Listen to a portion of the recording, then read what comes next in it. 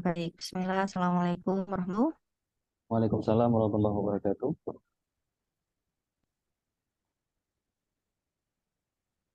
Kita pagi menjelang siang hari ini dan baca basmalah. Bismillahirrahmanirrahim. Bismillahirrahmanirrahim.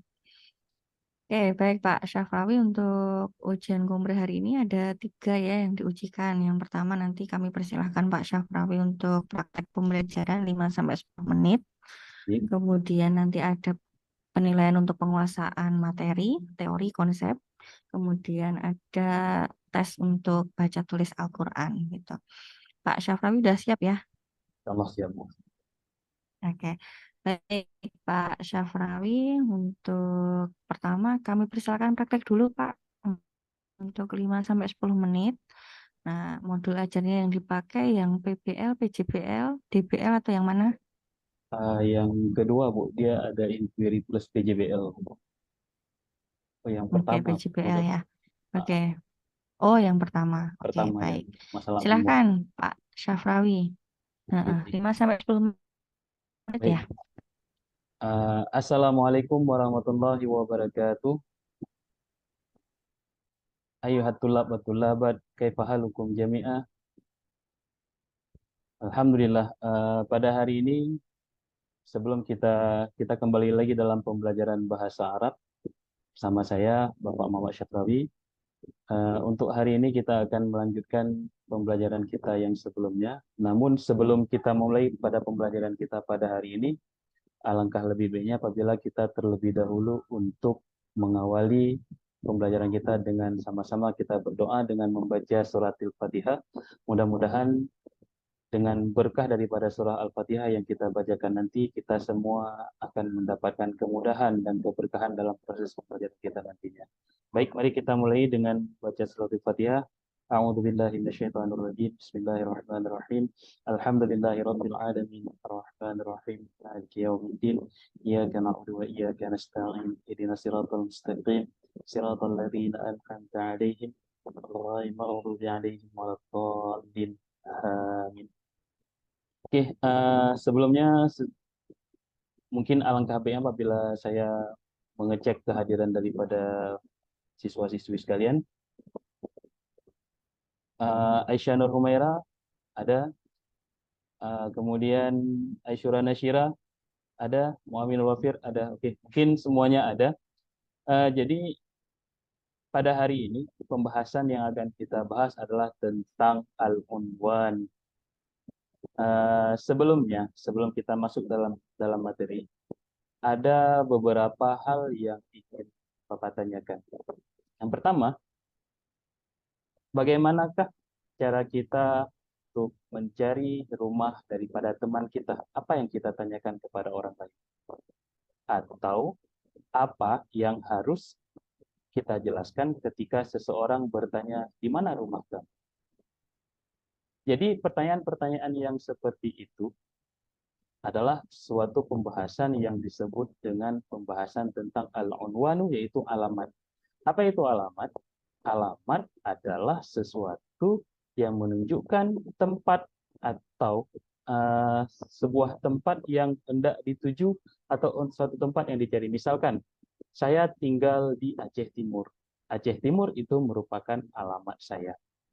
Saya tinggal di desa Senebuk Tengah. Desa Senebuk Tengah itu merupakan alamat saya. Jadi ketika seorang bertanya, ya Aisyah, di mana kamu tinggal? Oh Pak, saya tinggal di desa Senebuk Tepin. Jadi penyebutan Senebuk Tepin itu disebut dengan alamat. Oke, itu sekilas daripada pembahasan tentang alamat. Oke, sebelumnya kita coba untuk melakukan diagnos di awal untuk proses pembelajaran ini. Eh, Bapak ingin menanyakan satu pertanyaan kepada anak-anak sekalian. Pernahkah kalian mencari alamat seseorang? Atau tahukah kalian apa itu pentingnya alamat? Oke, baik. Pentingnya alamat itu adalah untuk menunjukkan di mana kita tinggal, di mana kita berada. Jadi seseorang yang mencari kita akan dengan mudah mendapatkan atau menemukan kita berada di mana. Jadi itulah fungsi daripada sebuah program. Oke, baik. Untuk pembahasan kita pada hari ini ada beberapa. Ntar buka dulu materinya.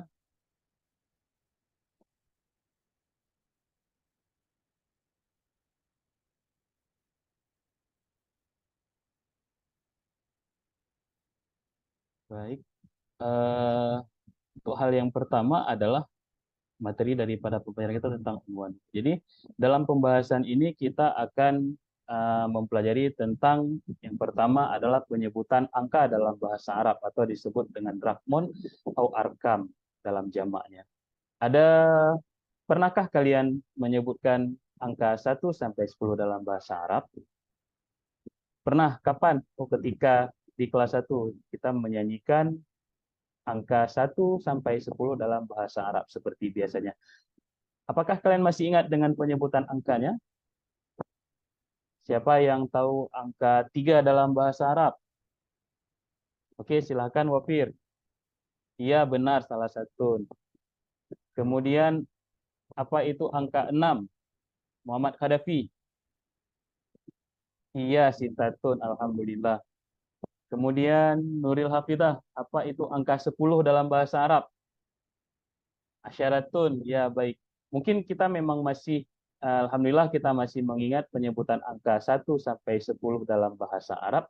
Mungkin untuk sebagai refreshment ataupun sebagai bahan untuk kita ulang kaji, mari sama-sama kita menyebutkan angka 1 sampai 10 dalam bahasa Arab.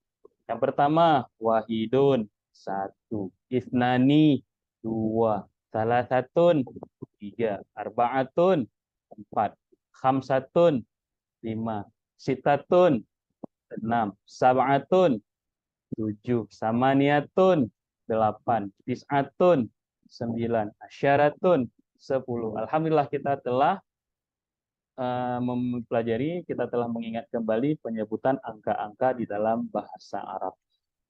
Oke, kemudian ada beberapa mufradat yang ingin Bapak sampaikan kepada anak-anak. Yang pertama, sebagaimana yang ada di buku kalian, itu yang pertama adalah sebuah gambar tentang sebuah desa di mana ada beberapa rumah daripada masyarakatnya, ada keramaian di jalan yang menunjukkan bahwasanya identitas daripada gambar ini menunjukkan tentang suatu desa ataupun suatu perkampungan yang biasanya identik dengan alamat.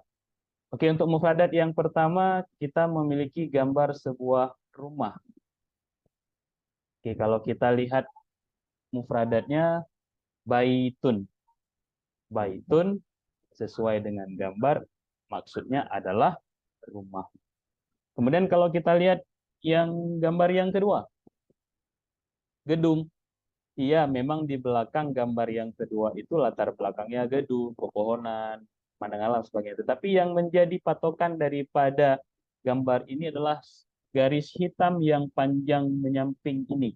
Kira-kira yang hitam ini biasanya digunakan sebagai apa? Iya, jalan. Jalan. Mufradat yang kedua adalah syari'un, yang maksudnya adalah jalan. Kemudian yang ketiga, coba kita lihat gambar yang ketiga. Kira-kira gambar apa ini? Telepon. Iya, benar. Dalam bahasa Arab, telepon disebut dengan hatifun. Oke, kemudian mufradat yang gambar yang keempat adalah gambar tulisan daripada beberapa angka. Yaitu ada sifrun, wahidun, isnani. Kemudian di sampingnya ada tulisan angka 1 yang bahasa Arabnya adalah wahidun. Oke. Mungkin pembahasan kita pada hari ini kita membahas tentang beberapa mufradat. Yang mufradat ini, kemudian kita coba lihat sedikit keyword di bawah ini dan juga beberapa teks bacaan di bawah ini. Nanti anak-anak kami mintakan untuk menjawab soal yang ada pada di bawah pembahasan soal ini. Oke, cukup Pak Ya, Syafrawi. Nggak baik, apa-apa. baik Bu. Ini Pak Syafrawi juga share screen ini. Coba saya screen belum Bu. Oh enggak. Oke. Eh, untuk kameranya kok di saya belum kelihatan ya. Di Kalau saya suara saya jelas, Pak. sekarang jelas Bu. Untuk videonya saya nggak aktif Bu. On, tidak Oh, videonya disilang. Pak Syafrawi on cam nggak ini? On cam Bu. Tidak ada disilang gitu Bu. Oke. Cuma gambarnya Pak Syafrawi nggak muncul kok di layar saya ya. Kalau saya muncul di layarnya Pak Syafrawi. Muncul Bu. Oh, sinyal saya ya. Tapi kalau suara saya jelas ya, Pak ya. Jelas, alhamdulillah jelas Bu. Oke, baiklah Pak. Ya wis lah nggak apa-apa. Oke, untuk selanjutnya tentang penguasaan teori ya Pak ya. Baik. Oke, yang Bapak ketahui tentang teori belajar apa aja Pak? Bisa disebutkan dan dijelaskan? Teori belajar yang pertama, teori belajar behaviorisme, kemudian teori belajar Mm-mm. kognitivisme, kemudian Mm-mm. teori belajar teori saya grogi. Ya, behaviorisme itulah merupakan teori belajar Mm-mm. yang kemudian ada teori konstruktivisme Bu. Mm-mm. Ya, Eh, bisa dijelaskan? teori belajar behaviorisme adalah atau teori belajar behavioristik eh,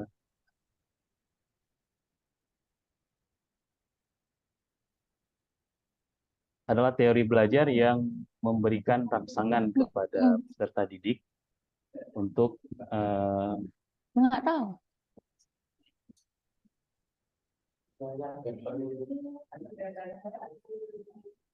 teori Oke, belajar terus Pak, nggak oke apa-apa Pak. teori Maaf. belajar behavioristik adalah teori belajar yang menyatakan bahwa proses belajar terjadi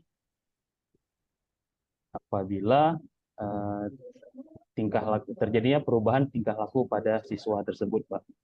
Ibu. Kemudian teori Oke. kognitivisme adalah teori belajar yang terjadinya perubahan atau pemahaman yang mementingkan kepada proses pembelajaran itu sendiri daripada hasilnya. Dia teori kognitivisme ini lebih menekankan kepada bagaimana proses daripada pembelajaran itu sendiri. Kemudian yang selanjutnya ada teori konstruktivisme. Teori konstruktivisme adalah teori yang menegaskan siswa belajar melalui interaksi ataupun belajar tentang sesuatu dengan hal-hal yang baru. Seperti itu. Kemudian satu lagi adalah teori humanisme. Adalah teori belajar yang bisa dikatakan memanusiakan manusia. Artinya penekanan teori humanisme ini lebih menekankan kepada bagaimana kita menjadikan peserta didik itu sebagai manusia yang seutuhnya. Artinya kita menjadikan mereka itu sebagai sosok manusia yang memang perlu kita ajarkan. Oke, nanti bisa dicek lagi Pak untuk perbedaannya antara tiga teori yang tadi sudah dijelaskan ya. Gitu. Jadi bagaimana posisi peserta didik, guru untuk teori humanistik itu seperti apa. Nah, itu ya jadi harus gitu ya. Harus ada bedanya Baik. gitu. Oke, Pak, bergabung ini bisa Pak. Gimana, Bu? Karena saya nggak bisa melihat gambar Pak Syawi itu. Bisa gabung dengan HP melalui HP coba. Ada HP di situ? Ada, Bu. Bentar, Bu. Sedang saya buka. Oke, coba. Tapi nanti volumenya dikecilkan gitu. Yang di HP, Bu, ya. Nah,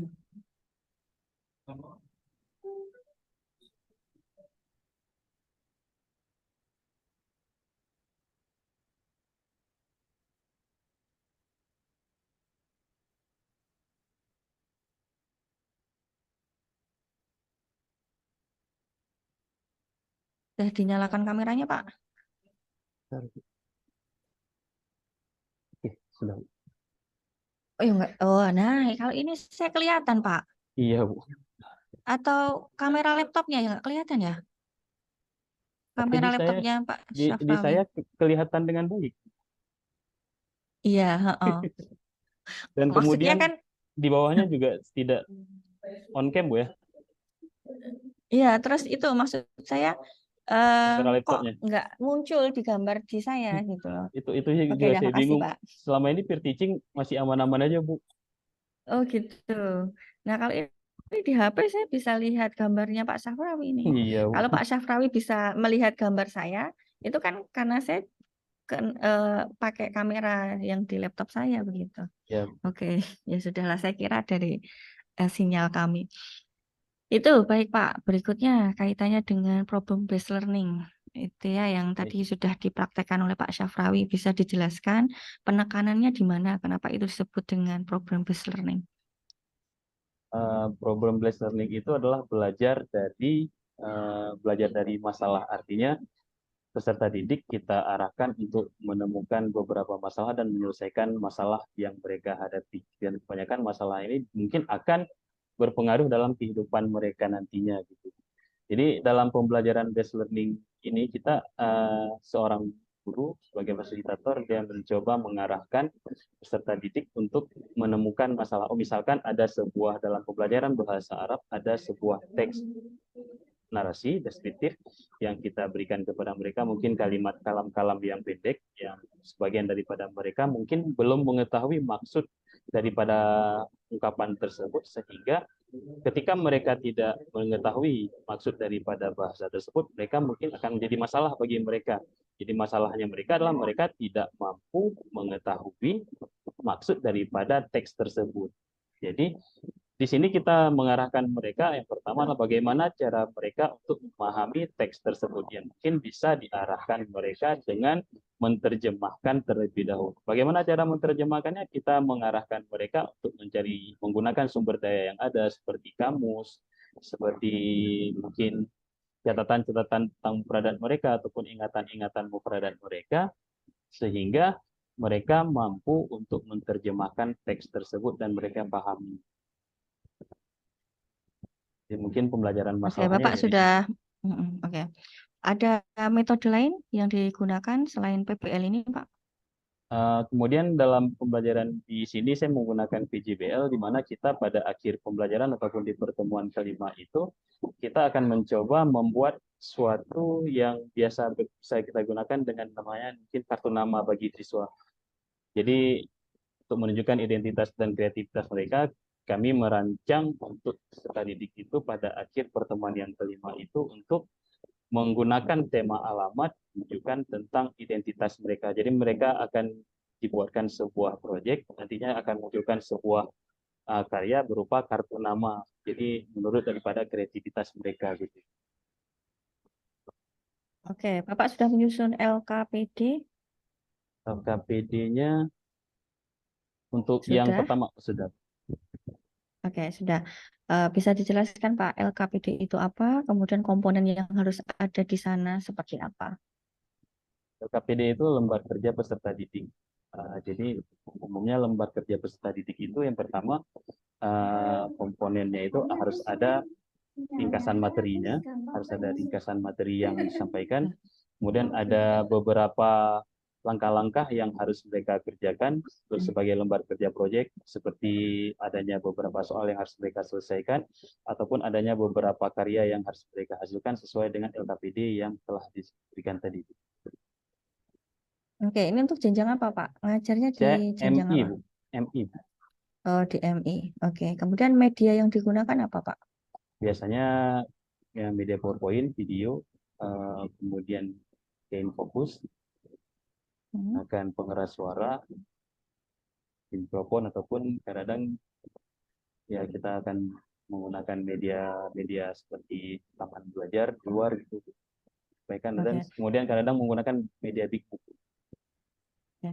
Oke, berikutnya, seperti apa pada saat pembelajaran Bapak itu melakukan reflective thinking atau melatih berpikir reflektif untuk siswa? Untuk melatih reflektif siswa itu biasanya Eh, reflektif ini dia lebih masuk, ini masuk ke hoax nggak gitu? Nanti Reflektif, HOTS ada lagi. oh ada lagi. Mm-mm. Oh, reflektif ini seperti refleksi gitu Bu, ya. Iya, betul. Oke, jadi pada akhir pertemuan biasanya kita akan mengajak siswa untuk merenung ataupun untuk mengingat kembali proses pembelajaran tadi, apakah selama penyampaian proses itu ada kebermanfaatan bagi mereka atau tidak, kemudian apakah mereka mengalami kesulitan dalam proses pembelajaran tadi, ataupun kita meminta mereka untuk melihat sejenak apakah ada keterkaitan antara materi yang disampaikan dengan proses pembelajaran dan apakah itu akan bermanfaat dalam kehidupan mereka atau tidak nantinya. Oke, Bapak tahu istilah tentang advanced material? Dan material itu seperti materi lanjutan ya. Ya, kaitannya dengan materi ajar. Hmm, beda dengan materi ajar. Mm-mm. Bisa dijelaskan? Kalau Ya, itu ada advance dimensi pengetahuannya, Pak. Mm-mm. Ada faktual, konseptual, prosedural, metakognisi. Oke. Nah, seperti apa hal tersebut? ini rada-rada lupa ini. Eh, advance belajar advance Hmm. material itu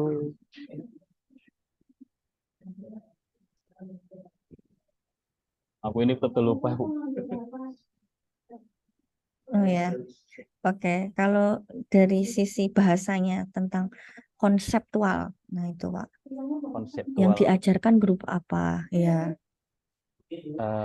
Konseptual itu mungkin kita mengajarkan kepada anak beberapa materi itu yang memiliki keterhubungan dengan konsep kehidupan ataupun konsep ataupun beberapa tema-tema yang khusus yang diajarkan kepada mereka yang di luar daripada pembelajaran, mungkin ini akan berguna bagi kehidupan nyata mereka. Konseptual ke situ. Oke, nanti bisa dicek di modul lagi ya Pak ya. Oke, Jadi ya Bu. perbedaan 4 dimensi pengetahuan ini. Soalnya Baik, nanti untuk konseptual, prosedural, metakognisi nanti juga ada titik bedanya di situ. baik. Oke, berikutnya Pak, kaitannya dengan assessment seperti apa yang sudah dilakukan Pak Safrawi atau yang dituliskan di modul ajar, Yang pertama ada dia tahapan-tahapan assessmentnya. asesmen Hmm. diagnostik. Asesmen diagnostik adalah asesmen yang Mm-mm, dilakukan betul. untuk uh, memetakan bagaimana pengetahuan siswa di awal pembelajaran supaya kita dapat Hmm. melakukan ataupun menggunakan langkah yang tepat untuk memberikan pembelajaran kepada mereka. Kemudian ada asesmen sumatif yang nantinya berupa di Mm-mm, akhir pembelajaran kita akan berikan beberapa soal yang berkaitan dengan kognitif mereka. mm-mm. Jadi asesmen itu biasa dilakukan di akhir pembelajaran. Kemudian Oke, terus?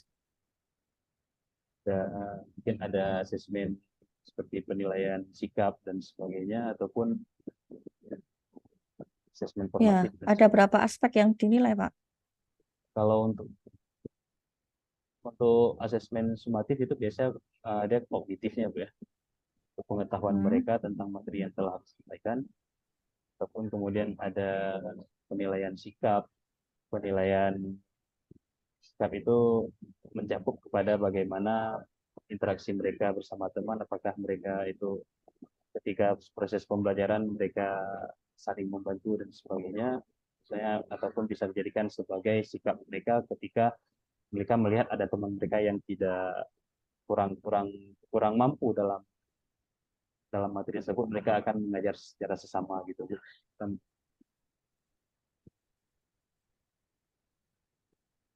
Kemudian Oke, ya Bu, sudah? sudah.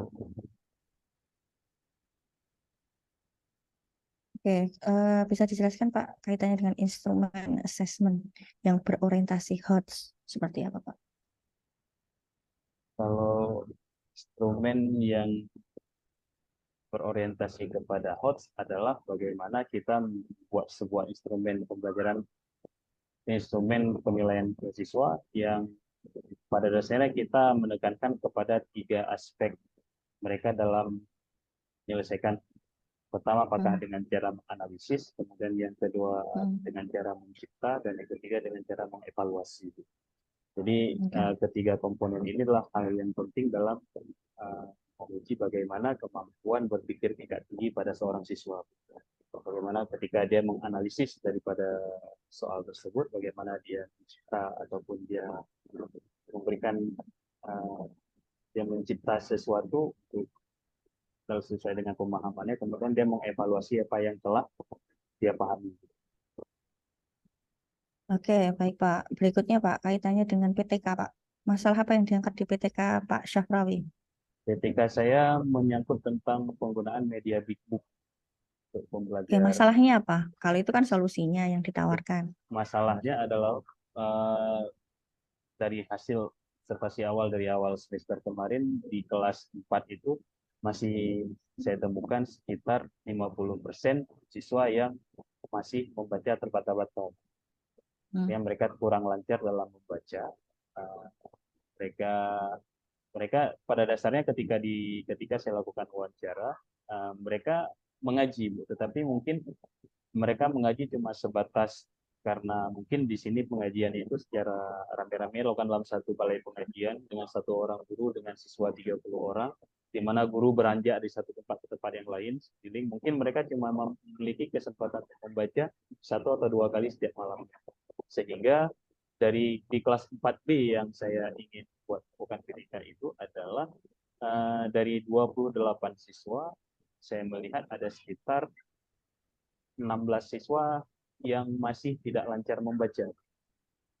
Jadi mungkin kita coba menggunakan media Bigbook, kita lebih menggunakan media ini sebagai mungkin sarana bagi mereka untuk membaca, karena mungkin kalau di teks buku itu kan tulisannya kecil-kecil, sehingga mungkin kalau mereka yang apalagi tulisannya itu sedikit kecil, kemudian tulisan bahasa Arab itu kurang mereka pahami, sehingga dengan kita gunakan media buku dengan tulisan yang sedikit lebih besar, mungkin mereka bisa melihat lebih jelas gitu.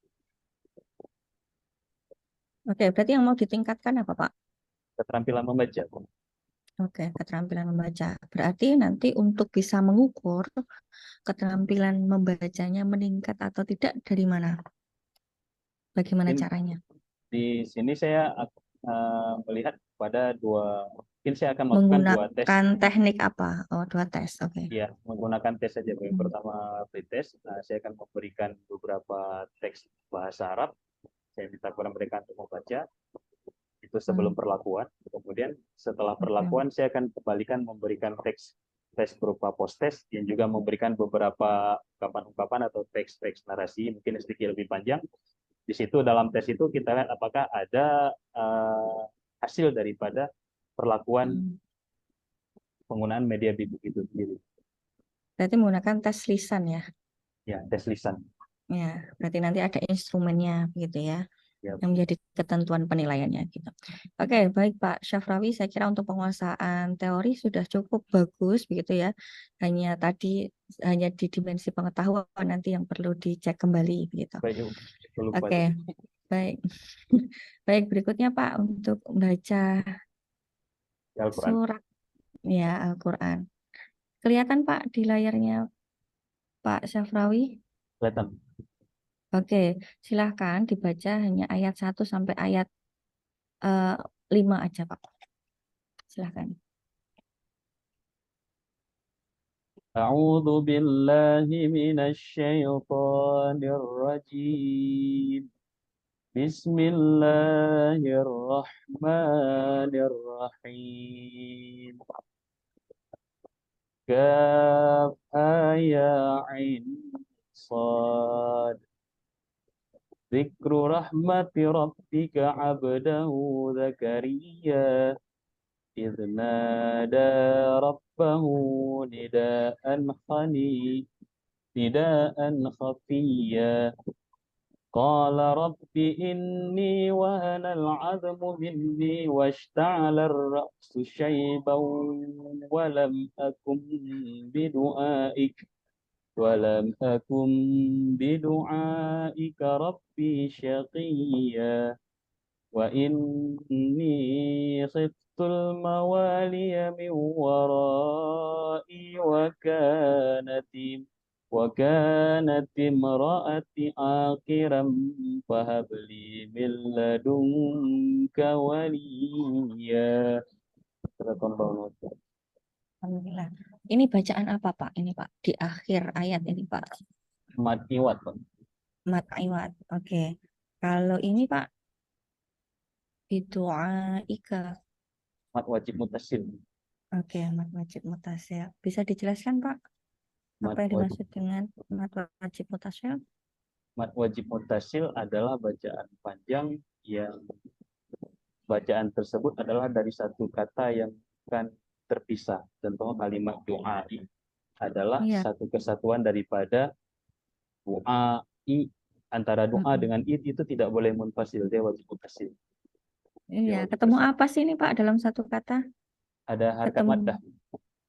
Bukan. Yang menunjukkan mat wajib itu kan karena ketemu hurufnya ini. Ham, alif, lain, Hamzah. hamzah. Iya. Iya. Iya, Oke, nanti hamzahnya. coba dicek lagi ya. Iya, Jadi memang mat tobi'i yang ketemu dengan hamzah di dalam satu kata gitu. iya. Oke, satu lagi Pak. Ini ada fathah tanwin bertemu dengan fa. Ikhfar. Ikhfa apa Pak? Eh, Karena di mim sukun ada ikhfa, di nun sukun atau tanwin juga ada ikhfa. Nah, ini ikhfa yang mana? Pak Hakiki bukan ikhfa syafawi. Iya. Lah yang mana? Kalau ikhfa syafawi biasanya dia mim, mim Iya, sukun. betul. Iya, harus yakin Pak. Berarti ini ikhfa Ikhfa hakiki hakiki. ya. Iya. Oke. Satu lagi ini ada fathah tanwin ketemu dengan kha. Itu har, Idhar apa? idhar hakiki. Enggak lah. Idhar,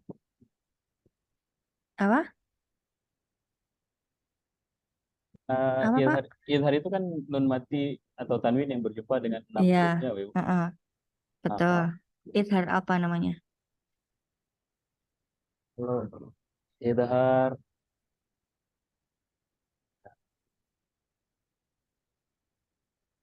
jemputan Oke cuma kan, cuma idhar aja.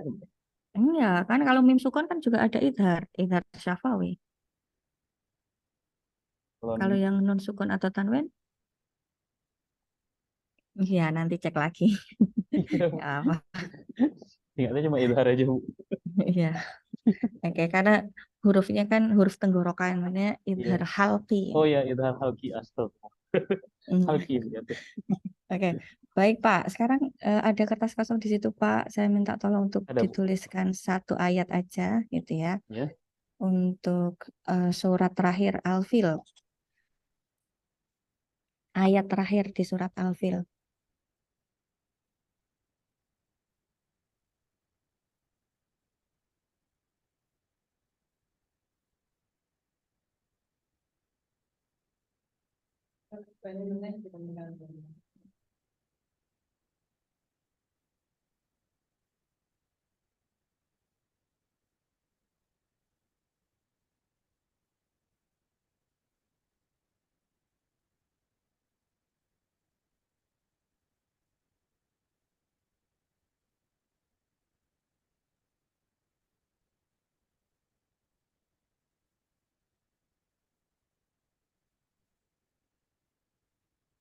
Oke.